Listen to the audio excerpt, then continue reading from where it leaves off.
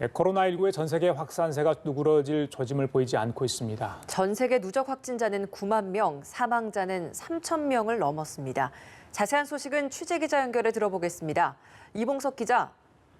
네, 우선 이탈리아에서 코로나19 사망자 수가 하루 만에 18명이나 늘었습니다.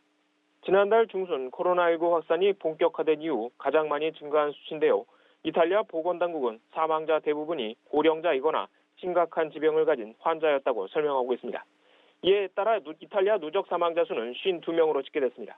이탈리아 누적 확진자 수는 340명 넘게 늘어 2,000명 넘었습니다. 중동에서 가장 심각한 이란에서는 코로나 확진자가 1,500명을 넘었고요. 사망자는 66명으로 집계됐습니다.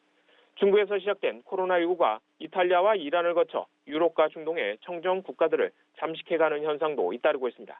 사우디아라비아와 요르단에서도 첫 감염자가 확인된 건데요. 사우디 보건부는 최근 이란을 다녀온 자국민 한 명이 확진 판정을 받았다고 밝혔습니다. 요르단에서도 지난달 15일 이탈리아 여행에서 돌아온 요르단인 한 명이 확진자로 드러났습니다.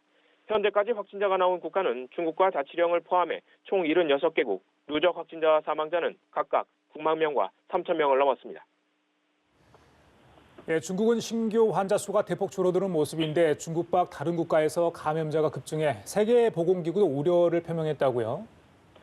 네, 세계보건기구 WHO도 이제는 중국보다는 중국 밖 지역을 더 주시하는 모습입니다. WHO는 한국과 이탈리아, 이란, 일본의 전염병이 우리의 가장 큰 걱정이라고 밝혔는데요. WHO 사무총장이 현지 시간으로 어제 스위스 제네바 WHO 본부에서 열린 언론 브리핑에서 한 말입니다. 그는 지난 24시간 동안 중국보다 중국의 지역에서 코로나19 확진 사례가 9배 더 많았다고 설명했습니다. 그는 특히 한국의 감염자 증가에 대해 무엇보다 우려를 나타내는데요.